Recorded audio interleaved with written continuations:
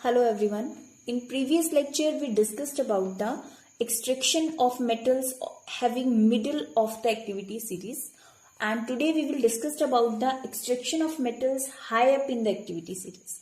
So आज हम बात करेंगे कि जो भी मेटल्स हैं जो हाईली रिएक्टिव हैं उनको हम कैसे एक्सट्रैक्ट करते हैं, उनको हम कैसे प्योरीफाई करते हैं, उनके बारे में हम एक डिस्कशन लेंगे।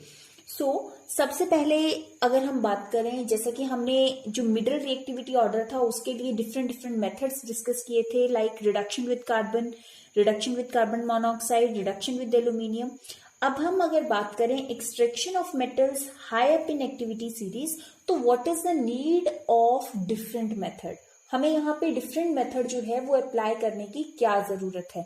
सेम चीज का आंसर मैं प्रीवियस वीडियो में भी आपको दे चुकी हूँ कि हमारे पास जो ऑक्साइड्स हैं एक्टिव मेटल्स के, वो बहुत ज्यादा स्टेबल होते हैं और उनको हम कार्बन या एल्यूमिनियम से रिड्यूस नहीं कर सकते। एग्जाम पॉइंट ऑफ व्यू से ये एक इंपॉर्टेंट क्वेश्चन हमारे पास बनता है कि why metals having high up in reactivity series can not be reduced by carbon और एल्यूमिनियम। तो आपके पास इसका आंसर होना चाहिए, इसका आंसर हमारे पास होगा the oxides of active metals are very stable and cannot be reduced by carbon or aluminium.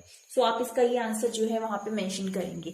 तो अब हम बात करते हैं extraction of metals high up in activity series, और इस प्रोसेस को हम बोलते हैं रिडक्शन बाय इलेक्ट्रोलिसिस।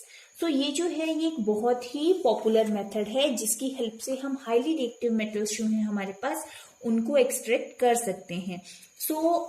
जो अगर हम बात करते हैं हाईली रिएक्टिव मेटल्स की, तो हमारे पास सबसे पहला नाम आता है सोडियम, पोटेशियम। तो इन सारी चीजों को हम, इन सभी मेटल्स को हम कैसे एक्सट्रैक्ट कर सकते हैं।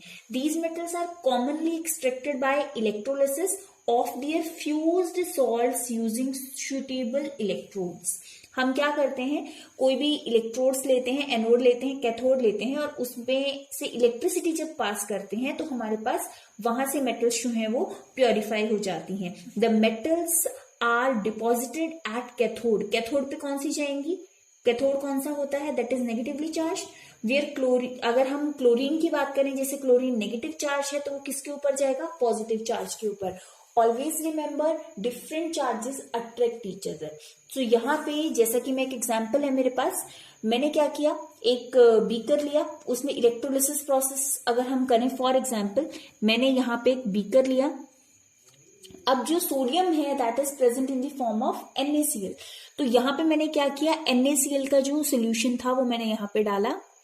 ये मेरे पास दो इलेक्ट्रोड आ गए, एक पॉजिटिव आ गया और एक नेगेटिव आ गया। तो जब हम पॉजिटिव और नेगेटिव की बात करेंगे, इसके अंदर अगर NaCl है, जैसे ही हम इसको बैटरी के साथ कनेक्ट करते हैं और उसमें से इलेक्ट्रिसिटी पास करते हैं, तो जो सोडियम है वो नेगेटिव चार्ज पे जाएगा और जो क्लोरीन है वो पॉजिटिव चार्ज पे आएगा। अगर हम कैथोड को देखें तो कैथोड जो है वो हमारा नेगेटिव होता है, कैथोड नेगेटिव है।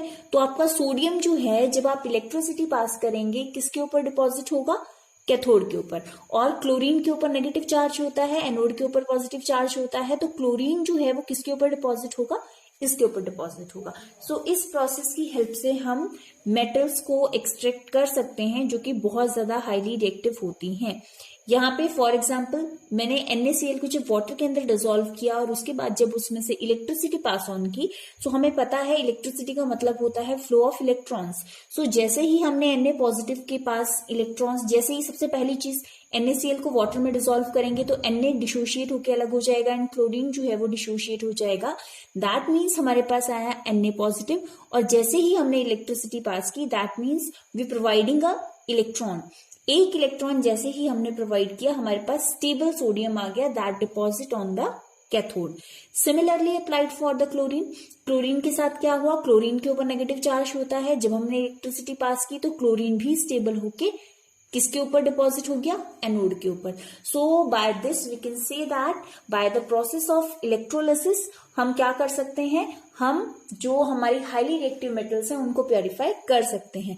अगर आप इसका एक्वा सोल्यूशन नहीं बनाना प्रेफर करते हैं because it take much time as compare to molten form. So हम इसके लिए क्या कर सकते हैं, जैसे NaCl है उसको हम मॉल्टन फॉर्म में ले लेंगे, उसको मेल्ट करेंगे, उसके मेल्टिंग पॉइंट तक उसको हीट करेंगे। जब वो मॉल्टन फॉर्म में आ जाएगा, आफ्टर दैट हम उसमें से इलेक्ट्रिसिटी पास करेंगे, और जैसे ही आप मॉल्टन फॉर्म में से इलेक्ट्रिसिटी पास ऑन करेंगे, हमारे पास सोडियम और क्लोरीन जो है वो सेपरेट सेपरेट जो है हमारे पास कलेक्ट हो जाएगा। So this process is known as reduction by electrolysis.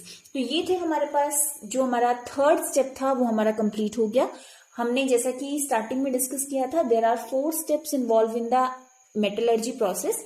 First था हमारा क्रशिंग एंड ग्राइंडिंग, सेकेंड था हमारा कॉन्सेंट्रेटेड ऑफ ओर, और जो हमारा थर्ड जो हमारा मेथड था जो हमने डिस्कस किया था, जो हमने वो लगा बहुत ज्यादा इंपॉर्टेंट हमारा मेथड है, that is extraction of metal from the concentrated ore. और अब हम बात करते हैं हमारी लास्ट स्टेप की, जिसका नाम है purification of refining of metals, purification और रिफाइनिंग ऑफ मेटल्स। अब अल्टीमेटली जो हमारे पास मेटल्स आई, ये जितने भी स्टेप्स हमने फॉलो किए, आपने देखा होगा लास्ट में हमारे पास एक सिंपल मेटल जो है वो एज अ रिजल्ट ऑब्टेन्ड हुआ है, but that metal is not present in the purified form. वो एक प्योरिफाइड फॉर्म में नहीं है, उसको हमें फर्दर और ज्यादा प्योरिफाई करना पड़ेगा, and that process is known as purification or refining of metals. So how to this process obtained, how to this process perform, वो सारी चीजें हम इसके अंदर डिस्कस करेंगे। The metal obtained by any one of the above methods is usually impure and known as crude metal. जो हमारे पास ultimately obtained हुआ उसको हम क्या नाम देंगे, क्रूड मेटल। तो 1 मार्क के पॉइंट ऑफ व्यू से ये बहुत ही इंपॉर्टेंट टर्म बनता है हमारे पास, व्हाट इज क्रूड मेटल। तो क्रूड मेटल का मतलब है कि हमने वेरियस मेथड्स जो अप्लाई किए और जिनसे हमें मेटल ऑब्टेन्ड हुआ, that is known as crude metal. It contains impurities which must be remove to obtain pure metal. अब ये जो हमारे पास क्रूड मेटल है, इसके अंदर बहुत सारी इम्प्योरिटीज प्रेजेंट होती हैं और जिनको सेपरेट आउट करना बहुत ही इंपॉर्टेंट है। तो इन इम्प्योरिटीज को हम कैसे सेपरेट आउट कर सकते हैं, अब हम वो देखेंगे। सो the process of purifying the crude metal is called refining. ये भी 1 मार्क एग्जाम में 1 मार्क पॉइंट ऑफ व्यू से बहुत इंपॉर्टेंट टर्म बनती है। What do you mean by refining? So the process of purifying the crude metal is known as refining. इस process को हम क्या बोलेंगे, रिफाइनिंग। तो ये जो हमारा प्रोसेस है, इसमें हम इलेक्ट्रिसिटी की हेल्प से रिफाइनिंग करते हैं, और इलेक्ट्रिसिटी की हेल्प से अगर हम इसको रिफाइन करते हैं तो ऑब्वियस है इसका नाम जो है वो क्या होगा, इलेक्ट्रोलिटिक रिफाइनिंग या electrolysis refining, because in this process electricity involved. Clear? So this is the most general and we can say that widely used method for the refining of impure metal.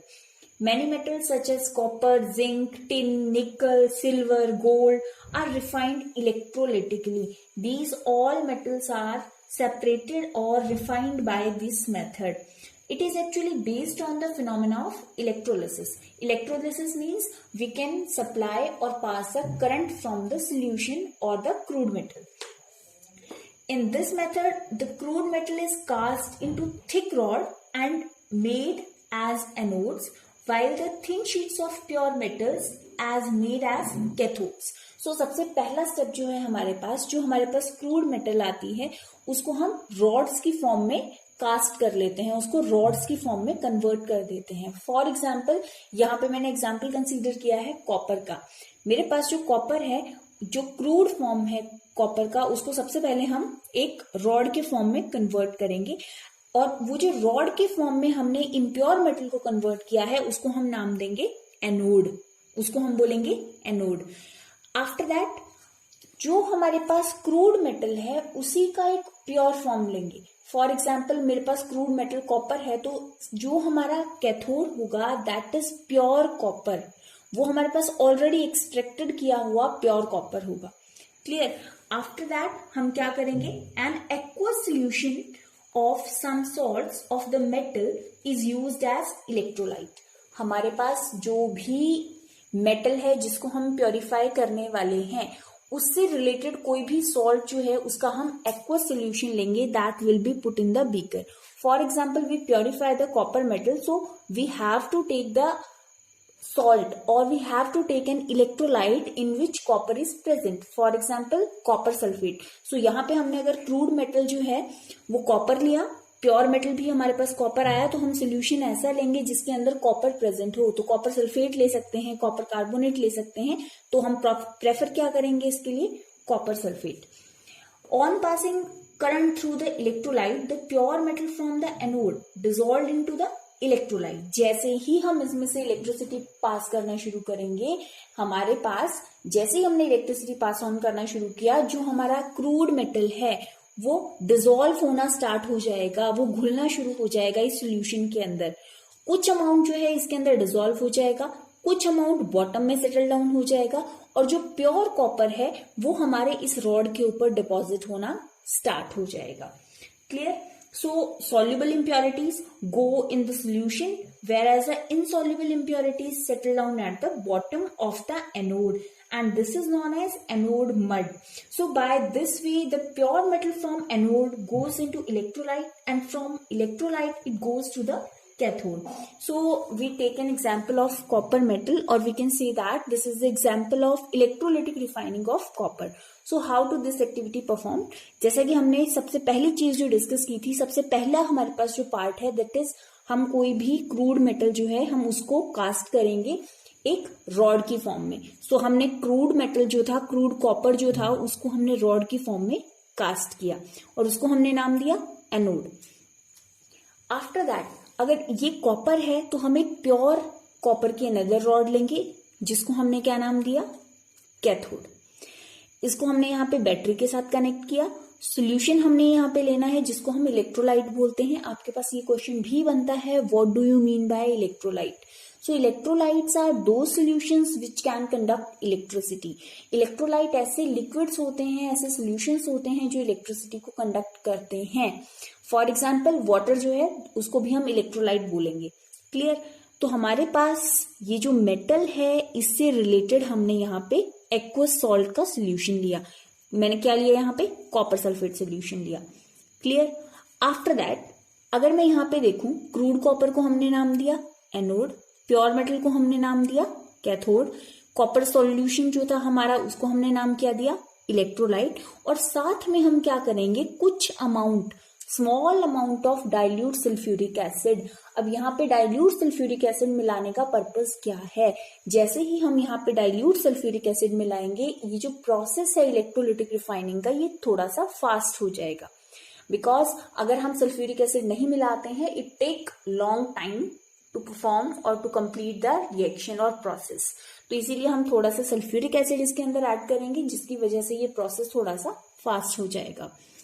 अब हम क्या करेंगे, जब ये पूरा setup है हमारे पास, on passing electricity copper dissolve from anode to electrolyte. यहां से कॉपर डिसॉल्व होना शुरू हो जाएगा इलेक्ट्रोलाइट में, and equivalent amount of copper from the electrolyte are deposited at cathode in the form of pure metal. अब यहां से जो कॉपर डिसॉल्व हुआ वो कहां पे जाएगा, इस वाले के ऊपर डिपॉजिट होना शुरू हो जाएगा.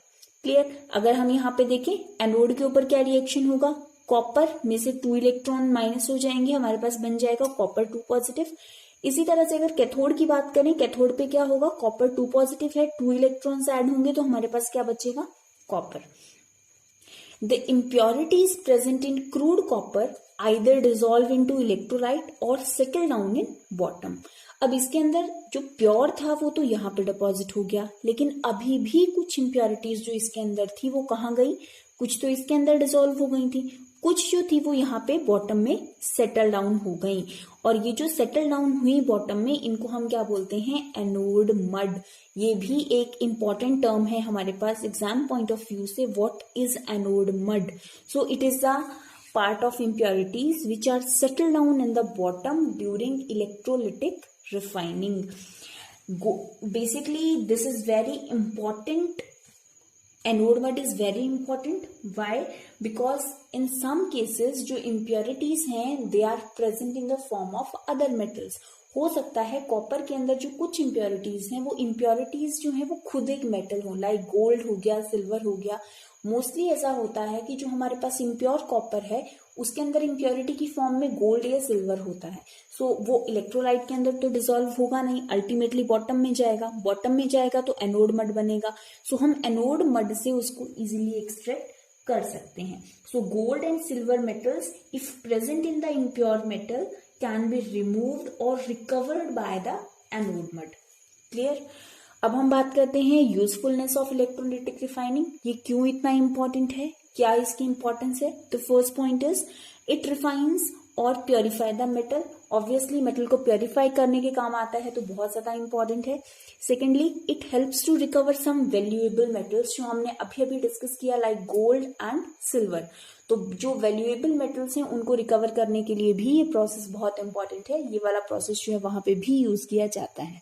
सो it is a very important process. तो ये था हमारे पास purification of refining of metals के बारे में। हमारे जो 4 स्टेप्स हैं वो कंप्लीट होते हैं यहाँ पे। हमारा जो मेटलर्जी का पोर्शन है, जो how to extract metal, how to purify them, वो हमने डिस्कस किया। अभी इससे रिलेटेड एक हम फ्लो चार्ट डिस्कस करेंगे नेक्स्ट लेक्चर में, और इस चैप्टर का जो बचा हुआ पोर्शन है वो भी हम कंप्लीट करेंगे। Thank you.